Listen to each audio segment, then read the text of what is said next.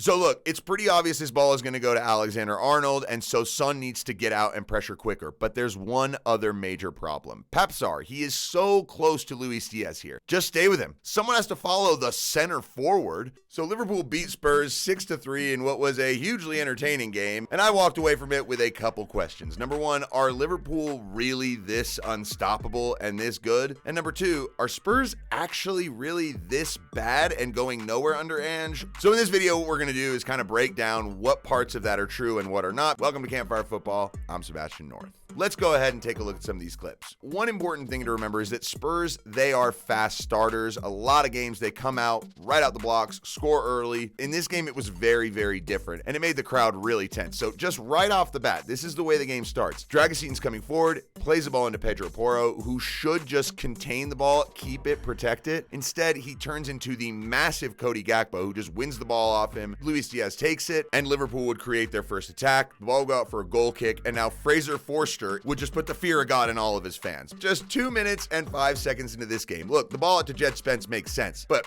worst case scenario, overhit this. Don't just lob the ball onto Mo Salah's chest, and here Mo Salah probably should have had a little more composure. Instead, he decided to go for it himself, hits it, misses, but what a big warning sign for Spurs. And Ange had to be like, guys, like, what are we doing? Let's play our game. So what is Spurs' game? Like, how is it that Ange ball works? Well, one of the things that's important is that they like to keep players spread apart. You don't see very many guys within 5 yards of each other. They really try and keep the field spread, try and create numerical advantages, and just attack quickly, really. So here, as Sarr gets the ball, he's unable to turn, so he goes back, plays Forster, and this time, Forster actually hits that one-time ball over Salah to Jed Spence very well. And now Spence has space, and as he comes forward, James Maddison is actually telling him, come up, man, take your space. So he does that, and now he has a couple options. He could either play the ball into Son, he could try and play the ball in behind to Solanke, who starts to make a run, but he gets a little bit closed off by Gravenberch. So what he does is actually quite clever. Chops it back, plays it into Maddison, and now Maddison can get the ball going to the other side, does well to ride Gravenberch's tackle, goes to Sarr, and this is where Pedro Porro can make a really big difference. He likes to bomb forward and he likes to underlap Kulusevski, and that creates a 2v1 against a defender. Ball goes out to Kulusevski, he would drive down the line, cross the ball in, but that goes to show you what Spurs are made of. Now, what Liverpool are made of is a whole different level of class, and when you got a guy like Trent Alexander-Arnold, you've got cheat code type footballers. So here, the ball's going to come into Gomez, he plays it out to Alexander-Arnold, and sometimes you can defend very well against Liverpool, and they will still find a way by you. Jed Spence is in a great position here. He's tight to Alexander-Arnold, not so tight that he's going to get beat on the dribble, but tight enough that Alexander-Arnold is not going to be able to push the ball way out of his feet and be able to whip a ball in. He's also cutting off the cross. So you'd think Spurs have the whole thing locked up, but no. Look at this insane pass from Alexander-Arnold. The whip, the curl on it, it's as if it got picked up by the wind and delivered onto Salah's feet. No one saw this coming. Salah's able to get the flick. Forster makes a save. Szoboszlai coming in to shoot. Sarr blocks it and it goes away. But that goes to show you, if Liverpool are on, they've got players that can tear you apart regardless as to whether you do all the right things or not. So Ange, he's got this team playing in a way that is also really interesting themselves. I like the way they do certain things. Here you're going to see an extremely risky pass from Archie Gray looking for James Maddison. And yes, that's what he's looking for. This is such a risky pass, but it is part of what Ange wants his guys to do. Look for guys and then trust them to have the technical ability to handle the situation. Maddison gets the ball, zips it into Son's feet, and here Son really should look to play this ball down the line to Solanke, who's making the run. That's one option, or he can cut it back. He decides to do that and goes into Papsar. Now, one of the big issues for Spurs is that they had too many soft turnovers in this game, and sometimes just made the wrong decision. As this ball comes into Sarr, he really should be splitting Diaz and McAllister at pace and trying to play the ball to this side, because Kulusevski has come in and he's taking Robertson with him, and we know that if Porro makes the run, Gakpo's not going to follow him. That's the ball that should be played. Instead, he cuts back in, but there's just too many numbers here, and so it's a really soft turnover and Liverpool get it back. Yeah, for Ange, it's got to be partially like, I can watch, but I can't, because the thing is, his team does some really good things, and then they follow it up with something just not quality. Kulusevski has the ball, he drops it to Maddison, who immediately looks up and he sees sees Son. And this ball is a no-brainer. Liverpool's line is so high, just send it beyond them. Now, Szoboszlai in transition, and as this ball goes into Trent Alexander-Arnold, that is a lot of space for probably the most lethal passer on the field. Splits the Tottenham defense, goes into Luis Diaz. Why they didn't drop off at this point, it's because Ange doesn't want them to do that. Now you've got Gakpo running in, joining on the side, and Archie Gray does an incredible job to make sure that this ball does not get to Salah and puts it out. But then Liverpool would take the lead through Luis Diaz, and this actually starts out with Spurs making a mess of a simple situation. So you see Forster gets the ball, and Spurs are able to launch an attack because Liverpool did not press as a full unit there. Sarr bounces the ball to Bissouma and gets the ball out to James Maddison. He's got two really good options to play penetrating passes. One is down the line to Son. The other one is right over the top here into the run of Dominic Solanke. Those are two really good options. Instead, he does something strange. He just plays it into Son's feet, who then gets immediate pressure from Alexander-Arnold. Yes, Son is clever enough to get the nutmeg, but Joe Gomez is close by. Liverpool win it, and now Liverpool have a huge numerical advantage in this area. You can see Alexis McAllister with his arms wide open like, play me, I'm wide open. And this is a problem that Spurs would have to encounter throughout the game. James Maddison could not cover the two defensive midfielders from Liverpool, and he was not getting enough help from his holding midfielders. So the ball goes in, Liverpool get out, and in the same stretch of possession, actually, that's where this is, Spurs were able to get back, Liverpool are possessing the ball, and one of the main things that Liverpool did throughout the game, Dominic Szoboszlai would add himself into the front line and force the two holding midfielders, Bissouma and Sarr, to make a decision. Are we going to hold our spots and stay where we're supposed to be and try and cut passing lanes off, or are we actually going to mark the dude? Now, the other thing is that once Szoboszlai does this, he occupies Archie Gray, Mo Salah comes in, forces Jed Spence to come in as well, and that leaves loads of space for Alexander-Arnold. Cody Gakpo drops it to Gravenberch, McAllister, into Gomez. So look, it's pretty obvious this ball is going to go to Alexander-Arnold, and so Son needs to get out and pressure quicker. But there's one other major problem. Sarr, he is so close to Luis Diaz here. Just stay with him. Run with him, because you've already got an attacking midfielder from Liverpool in the front line that is occupying your center backs. Someone has to follow the center forward. Instead, as the ball goes to Robertson, Sarr has already let Diaz go. And now there's a 3 against 2 essentially, because Porro recognizes late that Diaz is wide open. The ball from Alexander-Arnold is absolutely terrific. And once again, there's Luis Diaz running completely free, gets the header, 1-0, easy for Liverpool. Now Spurs would actually rally. I mean, this is right after the kickoff. They would go forward and show exactly how they can be dangerous. Dragusin gets the ball. You can see Pedro Porro here. He's going to back up behind Cody Gakpo to make sure he loses him. And then he's going to alter his position a little bit. Gakpo shifted over thinking he's got Porro blocked off, but Porro checked inside. And so Dragusin can play him on the ground, split the two defenders, and then right away on the half turn, you've got Solanke who's making the run, played through. And if this ball is chipped by Solanke to the back post to Son,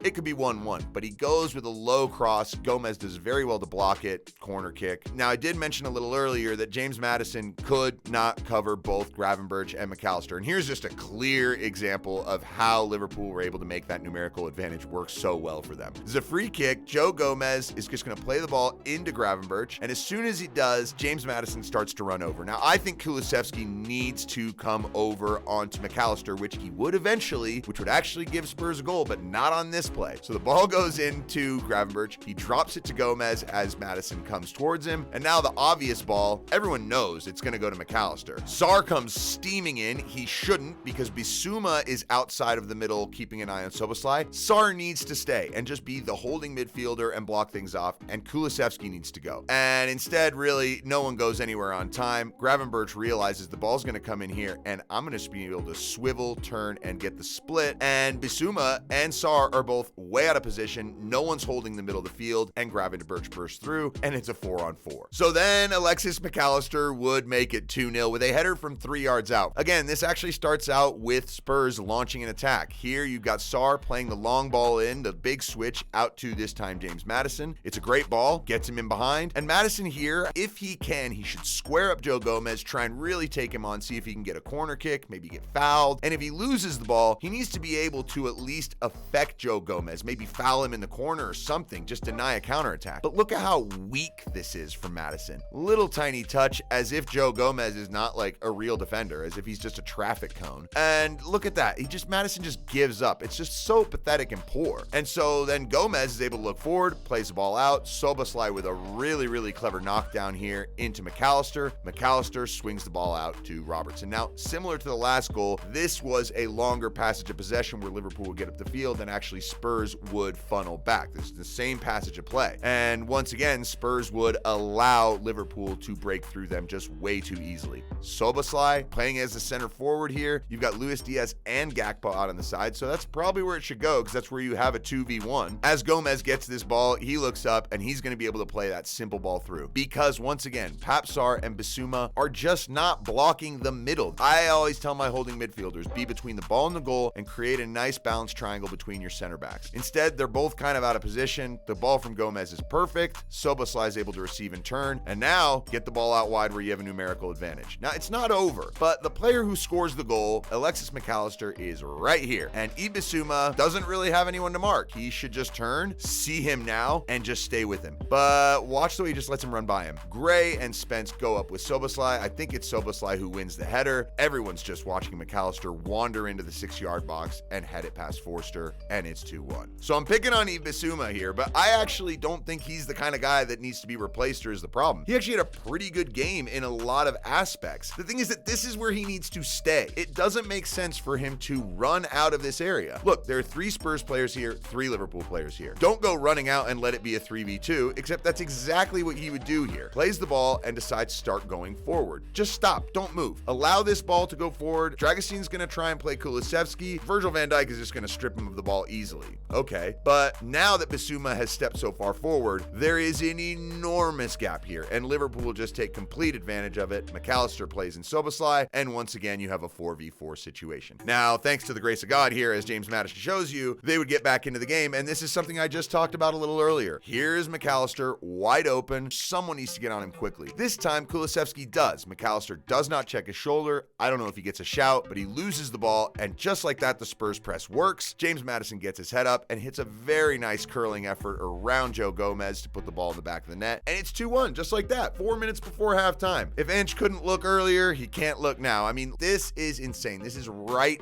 after the goal, like right off the kickoff. Ball comes back here to Virgil van Dijk, and once again, you have this numerical problem where James Maddison cannot cover both McAllister and Gravenberch. So what needs to happen? Pape Sarr should probably come forward and help here, but as the ball goes to Van Dijk, everyone's kind of thinking, oh, this is going to get played to Gravenberch. So Solanke oversells himself. Kulusevski is trying to block the ball into Andy Robertson, and James Maddison goes to Gravenberch, and he leaves McAllister open. And this is a fantastic pass from Virgil van Dijk, little reverse ball. And now there's another issue for Spurs. One ball straight through the heart of your attack, the next ball is going to go straight through the heart of your defense. Gray, Dragusin, and Porro are all in the same line, and they do have the Liverpool forwards offside. There's only one problem. Spence is too deep, and he's keeping Diaz on. When this ball gets played through, Diaz may have been onside. Liverpool could have been 3-1 up literally 30 seconds after Spurs got themselves back in contention. And then Liverpool would score the goal in first half stoppage time. And once again, it's the Jekyll and Hyde of Spurs. They have a really good pressing opportunity, but they don't quite go coordinated as a group. Gomez plays the ball into Gravenberch, and he is trying to play this ball sort of ahead of Alexander-Arnold, but he miscues it and hits it behind. Now is a perfect cue to go press. It's a bad pass. Alexander-Arnold has his back to the field. Go. But also make sure that you can't get beat with one simple ball out. It can be a problem if Spurs' back line is way too high, which of course they are. Your holding midfielder cannot get beat by this ball. Alexander-Arnold is hitting it with his weak foot, and look where Bissouma is. He is ahead of Szoboszlai. Again, not in the holding midfield position. Dragusin decides, I'm going to go and challenge for the ball, and is nowhere near winning this header. And now there's a giant chasm in the middle of your defense. Archie Gray not going to keep up with Mo Salah, and Szoboszlai is miles ahead of Dragusin. Ball gets played to him, and he calmly, coolly nutmegs Forster, and it's 3-1 right before halftime, and Liverpool are just humming. Now, Spurs had an opportunity